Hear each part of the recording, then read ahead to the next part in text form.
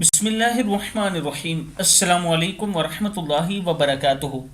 عابد راج channel کی طرف سے آج میں اپنے دوستوں کو رسول اللہ صلی اللہ علیہ وآلہ وسلم کا ایک فرمان بتاؤں گا۔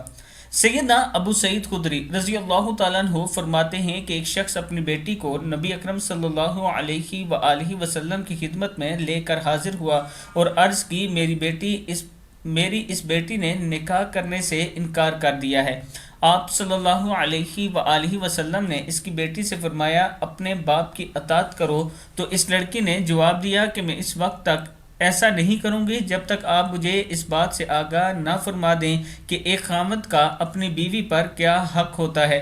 اس لڑکی نے اپنی بات دوبارہ دہرائی تو نبی اکرم صلی اللہ علیہ وآلہ وسلم نے فرمایا، خامند کا حق اپنی بیوی پر ایسا ہے کہ اگر اس کے بدن پر کوئی زخم ہو اور اس کی بیوی اس کو چاٹ لے، یا اس کے ناک سے پیپ یا خون بہہ رہا ہو اور اس کی بیوی اس کو چاٹ لے، تو پھر بھی اس عورت نے اپنے خامند کا حق ادا نہیں کیا۔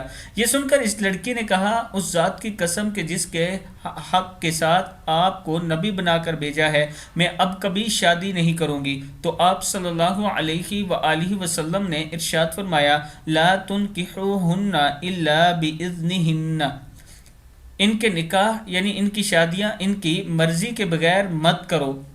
ابن حبان کی حدیث ہے۔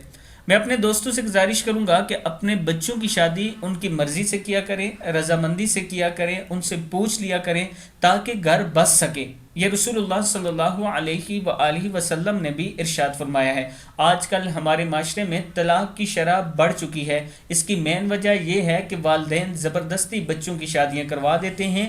وہ ایک دوسرے کو پسند نہیں کر رہے ہوتے، جس کی وجہ سے ان کی زندگی گزارنا مشکل ہو جاتی ہے۔ میں اپنے دوستوں سے ایک بار پھر ریکویسٹ کروں گا کہ جب بھی بچوں کی شادی کریں ان سے اس کی رضامندی ضرور پوچھ لیا کریں۔ اگر وہ راضی نہیں تو مت کروایا کریں، اس لیے کہ زندگی انہوں نے گزارنی ہے، اور اگر وہ ساری زندگی آپ کے لیے بد دعا کرتے رہیں، اس سے بہتر ہے کہ آپ ان کے لیے ان کی مرضی سے شادی کروا دیں۔